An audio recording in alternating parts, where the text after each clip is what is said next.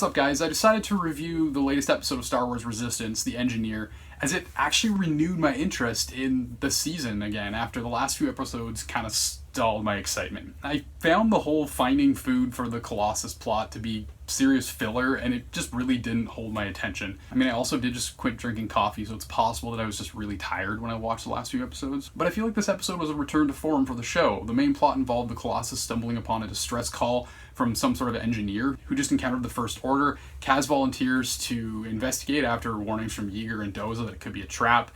And then Synara tags along because obviously Yeager and Doza think that Kaz is a bumbling buffoon, because, like, he is. This quest really showed just how naive of an optimist Kaz really is, while Synara is quick to point out that it's really convenient that this engineer just happens to show up when she does. And so she suggests that they approach her with caution, while Kaz simply lowers his blaster and just sort of welcomes the engineer onto the Colossus. This encounter really shows just how much of an impression the First Order is leaving on the galaxy. You can't just kind of go and rescue somebody without worrying that they're going to betray you, which actually really mirrors how I feel in the real world when I drive by someone who's broken down on the side of the road. You want to stop them and help, but you're worried that they're secretly evil and have some sort of plot to steal the perfectly ripened banana that's been sitting on the passenger seat of your car for the last 2 days.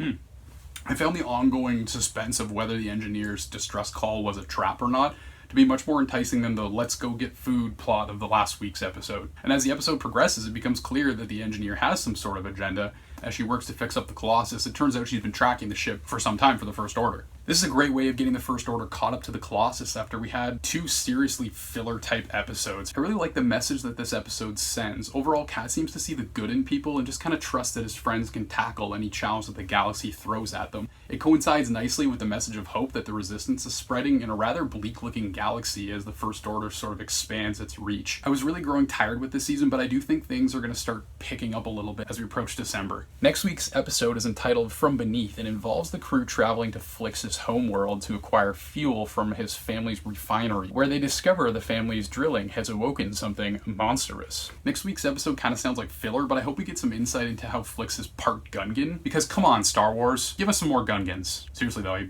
really like the Gungans.